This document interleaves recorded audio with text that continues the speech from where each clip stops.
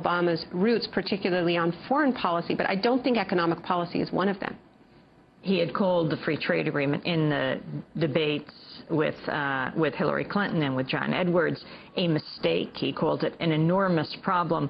But now, with Fortune said, sometimes during campaigns, rhetoric gets overheated and amplified. My core position has never changed. I've always been a proponent of free trade, which you said actually is true. And he appointed Jason Furman the day after Hillary dropped out of the race. Yeah. So as I said, I really think he's moving back to actually where he started with his first reaction, as I said, to the subprime mortgage crisis being, well, we can't keep low-income people from being evicted because we have the moral hazard of encouraging them to make bad loans, essentially blaming them for having accepted these mortgages in the first place. So now you have FISA, and you're suing on this issue. But on December 17th, a press release from Obama's Senate office read, Senator Obama unequivocally opposes giving retroactive immunity to telecommunications companies and has co-sponsored Senator Dodd's efforts to remove that provision from the FISA bill. Granting such immunity undermines the constitutional protections Americans trust the Congress to protect.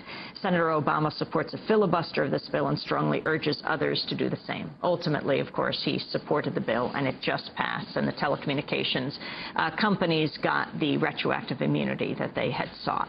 Yeah, and I think we should see this as part of these parting gifts that the Bush administration is handing out to their cronies in the oil and gas industry and also in the telecommunications industry. And we really see the priorities of this administration. It's a tremendous disappointment. The lawsuit that you mentioned is I think, a really forward-looking initiative from the ACLU, where they've been anticipating, hoping that this wouldn't happen, that there would be a legal defeat of the bill in Congress and the Senate. But of course, they were realistic and knew that there was a good chance of a cave. And so the ACLU has been preparing a lawsuit, and I think it's really the ACLU at its best, which is defending the law when the lawmakers decide not to. And they brought together a coalition of human rights groups, different NGOs who do a lot of international work, as well as journalists who, and we're all saying, I'm one of the complainants on behalf of the nation. Me and Chris Hedges and I and the nation are named in this lawsuit. And we are all saying that the fact that our communications with international sources, with international colleagues, are now open to the absolute free surveillance with no restrictions whatsoever, it severely limits our ability to do our job. And I think the most disappointing thing about the way in which Obama and other Democrats have defended their reversal on this law is that there's a tremendous amount of dishonesty about what is in the law. I mean, they're having to say that they've gotten all of these improvements, that it's much better, that there's much less to worry about in order to justify their, I think, very deeply immoral position. And so there's a lot of misunderstanding now about just how bad this law is.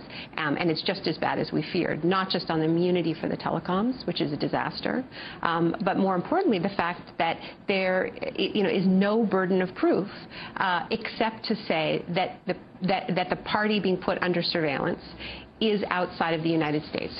So if I'm communicating, I'm in the United States and I'm communicating with somebody in Argentina, the government does not have to prove that they have reason to believe that that person in Argentina is affiliated with a terrorist group, is a suspected terrorist, has information about terrorism.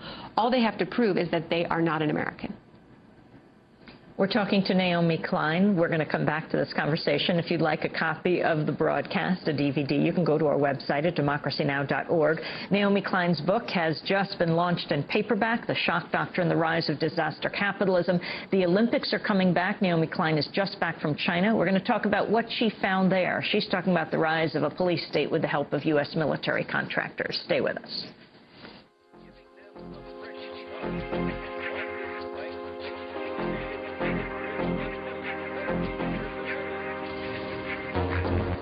Collective trauma, a war, a coup, a natural disaster, a terrorist attack puts us all into a state of shock.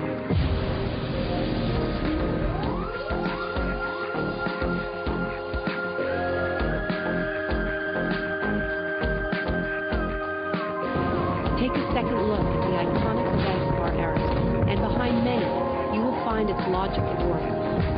This is the secret history of the free market.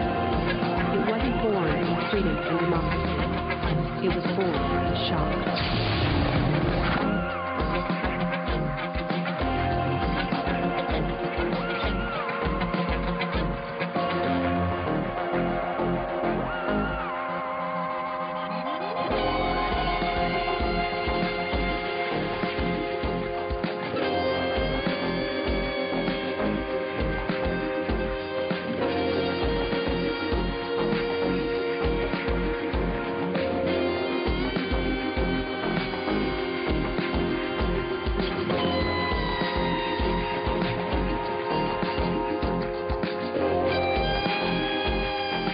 CS9 Shock Doctrine with video from the short film The Shock Doctrine by Naomi Klein and Alfonso and Jonas Cuaron. For our radio listeners, you can see it at our website at democracynow.org. Our guest is Naomi Klein.